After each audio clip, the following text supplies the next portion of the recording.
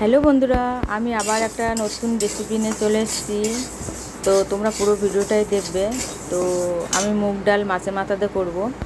মুগ ডালটা সুন্দর করে ভেজে নিয়েছি শুকনো কড়াইতে, নিয়ে সুন্দর করে ধুয়ে নিয়েছি। আর মাছের মাথাটা ভালো করে ধুয়ে নুন হলুদ মাখিয়ে ভেজে নিয়েছি। এবার ডালটা তো সিদ্ধ হয়ে গেছে। তো এবার আমি কড়া বসিয়েছি, কড়াটা গরম হয়ে গেছে। ওর মধ্যে তেজপাতা, শুকনো লঙ্কা আর গোটা জিরে ফোড়ন দিয়ে দিয়েছি। ফোড়নটা সুন্দর হয়ে গেছে পরে আমি একটা টমেটো কেটে দিয়ে দিলাম।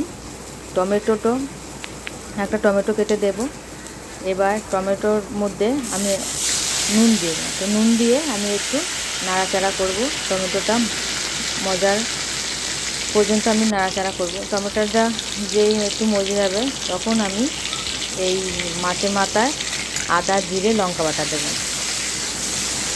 তো আমি বেশি মশলা দিই না, অল্প পাতলা মানে হালকা পাতলার মধ্যেই রান্না করি, বেশি মশলা টশলা দিয়ে আমি করি না।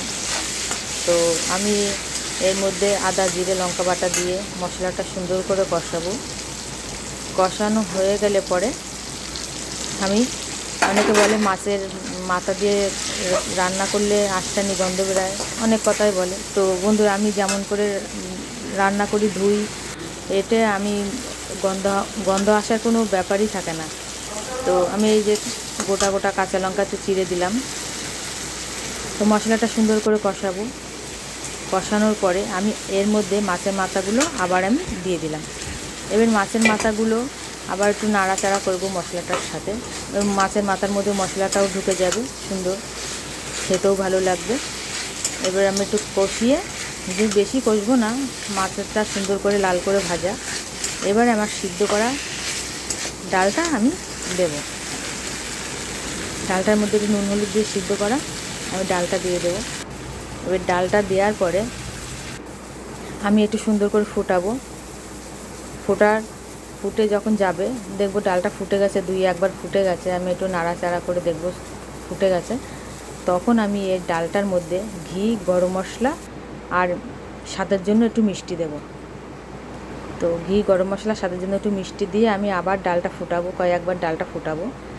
ডাল যত ফুটবে বন্ধুরা, ততই ডালের স্বাদটা বেড়ে যাবে, খেতে ভালো লাগবে। ডালটা ফোটাতে হবে ভালো করে। তো সুন্দর করে ফোটানোর পরে ঘি, গরম মশলা, একটু মিষ্টি দিয়ে লাস্টে আমার ধনেপাতা কোচানো আছে, ধনেপাতা কোচানোটা দেব। আর একটু দেখব নুন মিষ্টি ঠিক আছে কি না। বন্ধুরা, এই ডালটা অসাধারণ লাগে খেতে, খুব ভালো লাগে। তোমরা বাড়িতে একবার ট্রাই করে দেখো। আর আমার রান্নাটা তোমাদের কেমন লাগলো তোমরা অতি অবশ্যই বলবে আমাকে, যে আমার রান্না কেমন লাগলো তোমাদের। আর আমি এরকম বেশি মশলা টশলা দিই না, আমি সাদা মাটা রান্না করি। তোমাদের কেমন লাগলো তোমরা অতি অবশ্যই আমাকে বলবে। আর এরকমভাবে তোমরা একবার ঘরে ট্রাই করে দেখো বন্ধুরা, খুব ভালো লাগে খেতে, সুন্দর হয় খেতে এই ডালটা। তো আমার শেষমেশ রান্নাটা হয়ে গেছে, এবারে আমি নামানোর পালা।